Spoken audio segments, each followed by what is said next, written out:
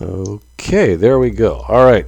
So I am talking with UltimateDeliciousPie, and we are going to be discussing Dragon Age Inquisition. This has been a request from quite a few members messaging me, commenting on when I'm going to do it. Well, I haven't played the game, so I'm pretty much in the dark as anyone else is who hasn't. I've seen a lot of reviews. I've seen the advertisements, the commercials. All good and true. Everything's positive. Wonderful, wonderful. But let's actually talk to someone who's a little critical on gameplay and story, and I'm going to be in the dark, so I'm going to be asking a series of questions. And first off, let's welcome to the show, if we can call this a show. This is UltimateDeliciousPie. Thank you very much for joining us. Thank you. Thank you for taking out your basement for more than 5 seconds. Of course, yes. I've been busy, we've been busy, and everyone's wondering what the hell I think. And hopefully, after I interview you, I'll probably have a more encouraging opinion, because to me this is a very important game in the history of BioWare. This is the make or break thing, right after the very dreadful Mass Effect franchise, and this is sort of their okay. Still got it, BioWare. You know, that weird IP that you're going to come out with. Who knows what the devil that is? But Dragon Age, we know the first game, we know the second game, we know what to expect. So let's start off with the questions right now. Instead of going into major detail, can you use like a word or a phrase, maybe an analogy to describe what the Dragon Age Inquisition experience is? As a kind of general feeling, it's kind of like, I'd call it displaced. Like, it's good in some moments, then other moments you just kind of like zoned out from it, if that's kind of accurate. As well, at least that's kind of feeling that I got from playing it, I should say. Is that because of the storytelling? Is that because of the gameplay? Is it the media? What is it exactly? I'd probably say it's more to do with the gameplay. The story itself, at least from my point of view, I'm not a story-focused kind of guy. That's if you asked me to criticize a story, then I'd be kind of hard-pressed to actually be articulate on it. But the main storyline I found to be serviceable. It was good for me. It did the job right. But the things that you have to do additional to that is kind of hollow or incredibly padded out. Much more like, people use the term, it's more like an MMO. That kind of is accurate. So it's actually a game that feels like an MMO, but it's a single-player experience, and the story is just serviceable. It's like it's there to get you going. Yeah. The way with MMO and whatnot is, you do these quests and whatnot, but there's no actual kind of, I wouldn't say there's actually no kind of reward for it, but it is kind of an MMO-y kind of, this is like your obligatory leveling up area. Nothing's kind of linked. Like, for example, if you compare this to, say, Origins, and you went to Orzammar and the Deep Rose, you knew you were going up there to level up, but you knew you were actually progressing along with that individual storyline itself. This, let's say, for example, the Hinterlands, you're doing, like, you're closing rifts, you're sorting out bandits, you're sorting out the Templars and the Rogue Mages, and you're not really gaining anything from that. You're just kind of just doing it because it has to be done. It's just on the checklist. So it sounds like there's a giant quest list or a request list for the Inquisitor to do. It has nothing to do with the main plot. It's like all those other side quests in Dragon Age 2 where you just, go help this guy, go get me this. And you're like, okay, well, if I happen to, or maybe you just want to do all these dozens of side quests for the sake of it. So it's kind of like this just big deluge of side quests.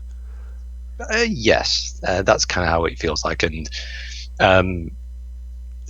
yeah, I think that's pretty much it, because you just kind of, I kind of got zoned out from it. Now, there's actually one point I was too busy in the Hinterlands. That's like one of the first areas I get into, and I was there for like 4 hours. I kind of went like, oh yeah, I have a main storyline to do. Whoops. so yeah. Okay, so usually BioWare is, when they write a story, they have a lot of characters, and that's what they're known for. And that's what we kind of loved over the years. Dragon Age 2, they created characters that we could really enjoy, comedy, romance, drama. So is there one character in particular that stands out to you, and if so, why not? They're actually, the characters, once again, for me, they're all right. Obviously, I think the favorite's going to have to be Dorian. The Tevinter mage that you get, that's all in the character bio. I'm not like spoiling anything or anything like that. Sorry to apologize. I did not mention that we're not spoiling anything. I'm not going to be revealing any plot points, hopefully, or else I'll Yeah. cut those out. I want to go into this just as clear as anyone else. So please continue. Yeah, I do apologize. Yeah, because the characters once again they all have their own individual moments for like personality and whatnot. Each individual player is going to have what characters which they like and dislike and whatnot. For me, there was nothing that made me kind of go, no, I don't like that character. I want away with him. There was none of those, Oh, that's at least good. for me. There That's was like, oh yeah, sorry, sorry for over talking you. I do apologize. No, that's fine. I'm just kind of curious because usually you get some character like in Mass Effect 2, you get like Jacob who just doesn't feel like he's been given enough attention or has been written properly. So is the feeling more like in Mass Effect 2 where it's sort of you get these character vignettes and they just sort of have their own moment to shine, or are they actually part of the story in some way? um, for some part of it, I would say a fair amount of them are yes. I wouldn't say that some of them aren't really critical, but they're kind of like an additional like military asset. Like for example, Iron Bull. Once again, this is advertised. You hire him out because he's a well-known mercenary. Cassandra because she was one of the Seekers. So obviously she's kind of obligatory with you. You pick up a Grey Warden, Black Wall, and stuff like that because obviously the Grey, they've gone missing and all this kind of stuff. So. Um, you do kind of get there's probably that one or two additional characters. Probably Cole's the weirder one, but I can't go into him because that would actually be spoiling his sort of dynamic, as it were. That if I explained him, that would just completely ruin all the Right. other things. Right, exactly. So there seems to be a lot of factors from the previous game. Let's say Leliana's death in Dragon Age Origins, and that actually got retconned in Dragon Age 2. Mm. And I didn't actually get a chance to see the reason because I don't want to spoil it myself.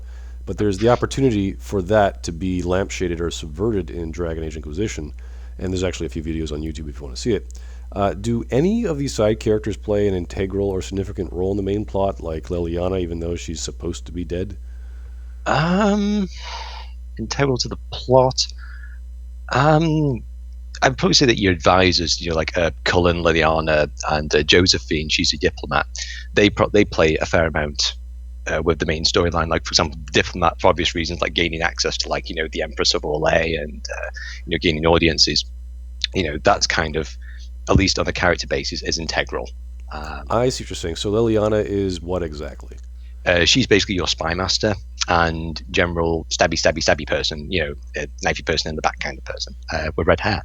So, but her primary mission is basically subterfuge information and or misinformation as well. So that's generally what she is. So, and as well, though, you can tell that people have been watching Game of Thrones because she has crows, not ravens, that fly around and they gather all the information and stuff. So, So she actually has a bunch of a hatchery or some sort of what's the word? I can't remember the name for a bird hutch, but essentially she has these carrier pigeons that go to and fro, and she happens to yeah, be they happen to be crows. Okay, I think the crows. I think that when I noticed them, they kind of like a little bit of red eye. So maybe like they're maybe a bit more magical orientated. I don't know. Maybe she's kind of like feeding them lyrium. I don't know, but okay. Well, there's been a lot of negative as well as positive reviews about the game. Well, rather the gameplay specifically, as it's not been as improved as the previous game, or it's outright flawed to begin with.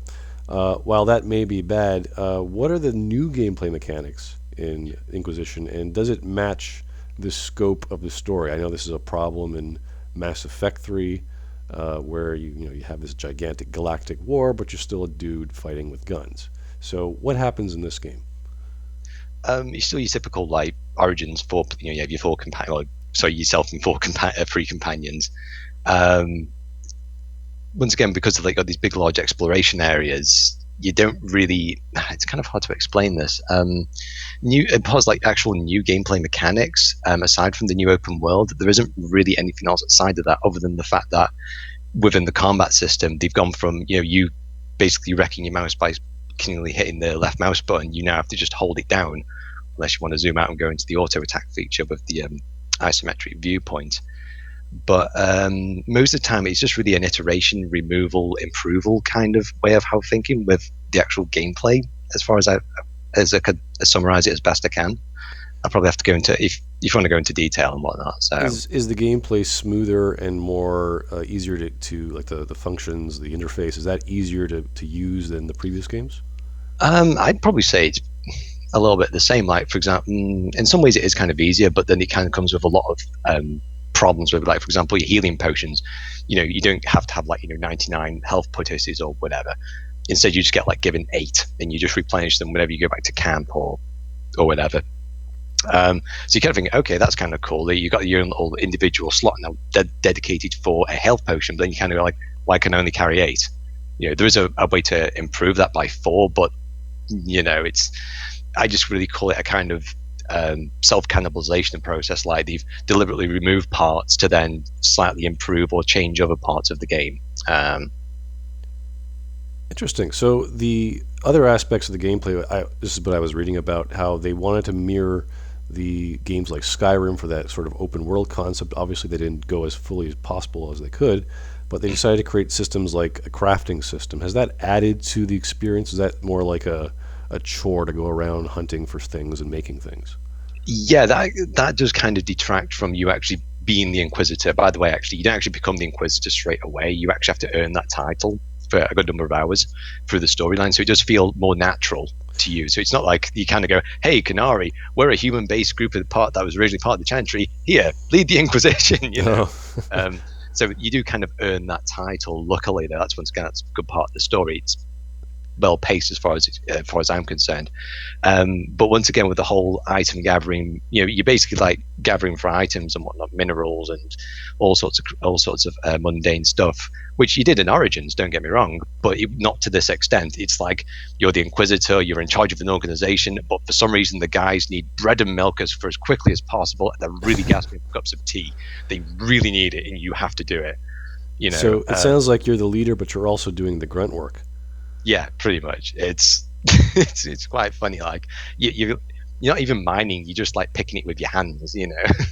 Oh. You just find like bits of iron ore and beryllium, and just like just conveniently there, and it's like, okay, cool, marvelous. So it sounds like the scope of the game, even as big as it has gotten, like you're organizing a war and whatnot, you still have to go around and start hunting for herbs and kill deer and bears and whatever. Yeah, pretty much. You still like, even though you've got like, supposedly you've got this huge army available to you that could do possibly anything, and just a moment's notice to Cullen kind of go, Cullen, send some soldiers to go kill some deer, and he's like, nope, nope, sorry, they're too busy standing around. And he's like, oh, I have to do it then, do I? All right, I suppose it's for hearts and minds. Fair enough. Well, one of the main aspects of the Bioware games is the aspect of choice. In Mass Effect, the whole concept was that you'd get to the end of the trilogy and you'd have all your choices mean something.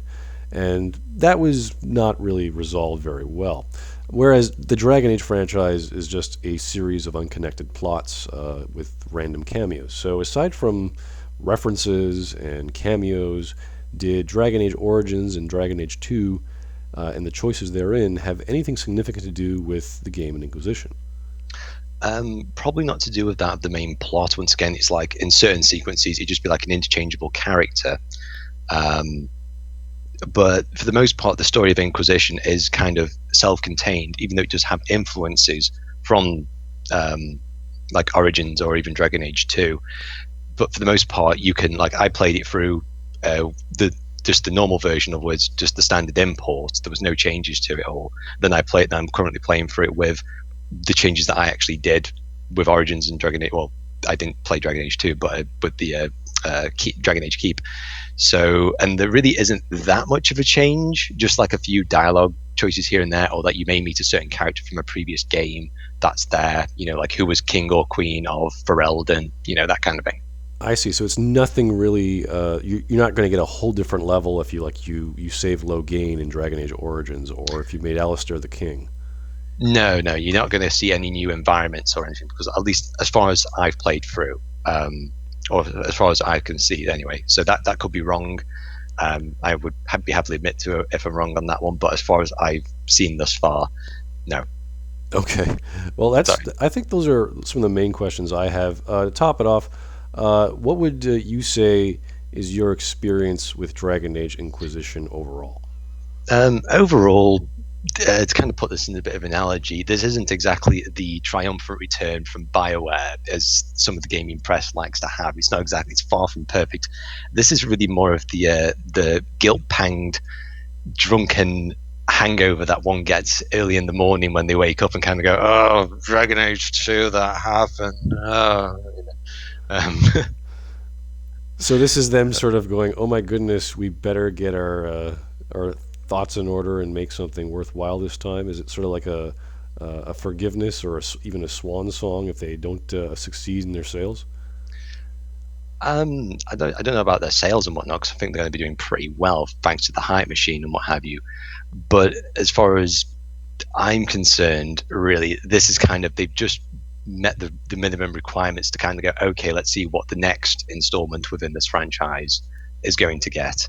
Um, because there's a fair amount of things that, you have so many problems, like with the war map, it's hollow, do anything. Um, the leveling up's kind of changed. They changed. I wouldn't say they changed the infantry, but that's kind of getting into specifics now. So I probably, for the sake of brevity, um, I think I'll just kind of cap it all off as the. This is obviously the first try and whatnot. It's the first try with the Frostbite engine, at least as a release version, anyway. So I'm kind of giving them some leeway to kind of understand the engine as to what they can actually do. But they've got a good footing so far, at least a decent footing, and it's dependent on what they can do now, to kind of get that short grip into regaining their former selves, from like Baldur's Gate 2 and Origins, or KTOR as well. Sorry. Okay, well, thank you very much for your time, Ultimate Delicious Pie. That has been very informative. I'm going to consider your thoughts, and hopefully in the future, whenever I get around to playing it, whether or not it will be worth my time. I may consider doing a plot analysis. I don't know yet, but thank you very much. Yeah, thank you. I'll be heading back into your basement then. Okay then.